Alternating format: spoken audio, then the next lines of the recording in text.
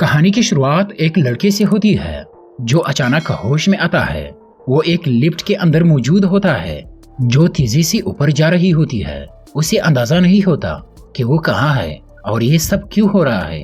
अचानक लिफ्ट रुकती है और ऊपर से कुछ कम उम्र लड़के एक ढक्कन खोलकर उसे बाहर निकालते हैं। ये सब कुछ उसके लिए नया और अजीब होता है, इसलिए वो घबरा कर भागना शुरू कर देता है।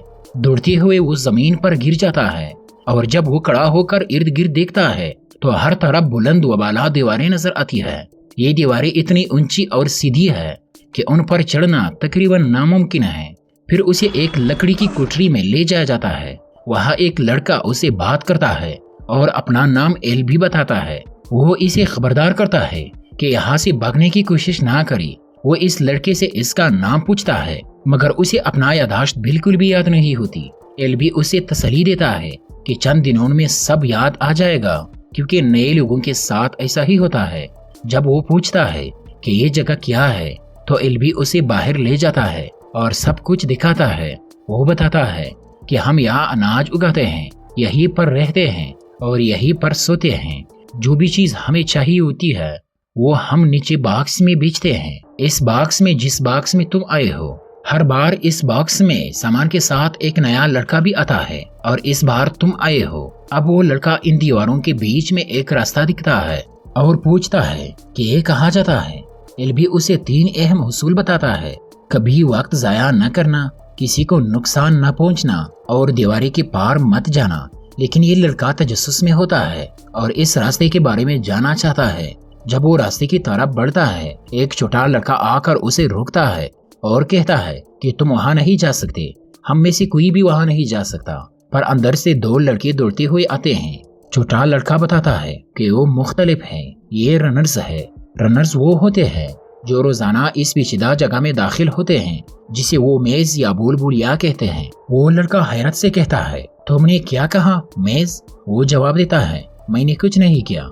और जैसे ही वो अंदर जाने लगता है, एल भी आ जाता है और उसे रोक लेता है। इससे पहले कि वो अंदर दाखिल हो, वो दोनों दीवारें आस्ता आस्ता बंद होने लगती है। असल में वो रास्ता एक मिशन के जरिए कंट्रोल होता है और दीवारें चंद लम्हों में मुकम्मल तौर पर बंद हो जाती है। रात को सब लड़के खाने पीने और डांस में मसरूफ होते हैं। तभी एक लड़का जो नया आया होता है और जिसे अभी तक अपना नाम याद नहीं, एक और लड़के से बात करता है। वो उसे रनर्स दिखाता है और कहता है कि वो हर सुबह मेज के अंदर जाते हैं। अगर कोई शाम से पहले वापस न आए तो वो कभी नहीं लौटता। बात के दौरान अचानक मेज से अजीब आवाजें आती है। वो बताता है कि ये आवाजें मेज के अंदर रास्तों की तब्दीली की होती है, क्योंकि हर रात मेज का नक्शा बदल जाता है। ये सब कुछ उन लोगों ने तरतीब दिया है जिन्होंने हम सबको यहाँ कैद किया है। फिर ये दोनों उस जगह पर जाते हैं जहाँ रनर्स अपनी ट्रेनिंग कर रहे होते हैं। वहाँ गेली नामी रनर्स नए लड़के को चैलेंज देता है और दोनों के बीच एक मुकाबला शुरू हो जाता है। दौरान मुकाबला गेली उस लड़के को जमीन पर गिरा देता है। अचानक उसे अपना नाम याद आ जाता है। वो खुशी से कहता है, मेरा नाम थॉमस है।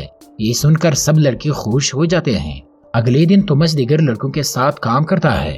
वो पूछता है कि क्या कभी किसी ने इन दीवारों पर चढ़ने की कोशिश की। जवाब मिलता है कि सीढ़ियाँ इतनी लंबी नहीं होती कि दीवार के ऊपर जा सके। थॉमस पूछता है कि जिस लिफ्ट से वो आया था, क्या कोई वापस इसे जा सकता है। बताया जाता है कि जब भी कोई इसमें बैठता है, लिफ्ट वापस नीचे नहीं जाती। सब कुछ आजमा चुके हैं मगर सिर्फ एक ही रास्ता बचता है, वो है मेज। अब थॉमस को कार लेने के लिए भेजा जाता है। वहाँ एक रनर जो पिछले दिन में मेज से वापस आया था, अचानक उस पर हमला कर देता है। थॉमस किसी तरह से वहाँ से बच निकलता है मगर वो दोबारा हमला करता है। फिर बाकी लड़के आ जाते हैं और एलबी भी पहुँचता है। वो सब मिलकर उस लड़के को पकड़ लेते हैं। जब उसकी कमीज उठाई जाती है तो उसके जिस्म पर डंक का निशान होता है। एलबी हुक्म देता है कि उसे कोठरी में बंद कर दो। तब सबको अंदाजा होता है कि मेज में कोई खतरनाक मखलूक है। थॉमस और एलबी बात कर रहे होते हैं। एलबी पूछता है कि जब इस लड़के ने हमला किया तो कुछ कहा भी।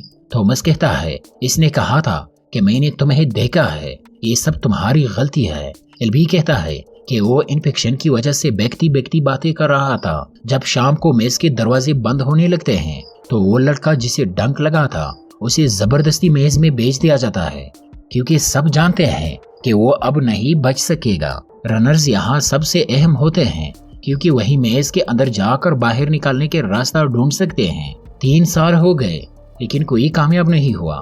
اگلے دن ایل بی خود میز میں داخل ہوتے ہیں، حالانکہ وہ رنرز نہیں، وہ پہلا انسان تھا جسے یہاں بھیجا گیا تھا۔ ایک ماہ وہ اکیلا رہا اور پھر باقی لڑکے آتے ہیں۔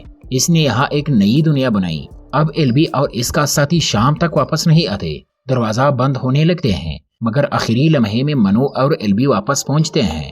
مگر ایل بی کی حالت خراب ہوتی ہے۔ منو اسے کھینچ کر لا رہا ہوتا ہے لیکن دروازہ بند ہونے کی قریب ہوتا ہے۔ تومس ان کی مدد کرنے کے لیے بول بولیا میں کود پڑتا ہے۔ دیواریں بند ہو جاتی ہیں۔ اب یہ تینوں اندر پھنس چکے ہیں۔ ایل بی شدید زخمی ہوتا ہے کیونکہ اسے بے ڈنک لگا ہوتا ہے۔ پھر اچانک ایک خوفناک آواز آتی ہے۔ یہ آوازیں کریور نامی کریچرز کی ہوتی ہے۔ منو بگرا کر بھاگ جاتا ہے مگر تومس ایل بی کو چھوڑنا نہیں چاہتا۔ وہ ایک ترکیب سوچتا ہے۔ وہ بڑی بیلوں کو استعمال کر کے ایل بی کو اوپر کی طرف لٹکاتا ہے تاکہ وہ محفوظ رہے۔ تب تک وہ خطرناک کریچر وہاں پہنچ جاتا ہے۔ تومس جلدی سے نیچے دیوار کے پیچھے چھپ جاتا ہے۔ کریچر بہت ہی خطرناک مخلوق ہوتے ہیں اور جنہیں یہ ڈنک مار دے ان کا بچنا ناممکن ہوتا ہے۔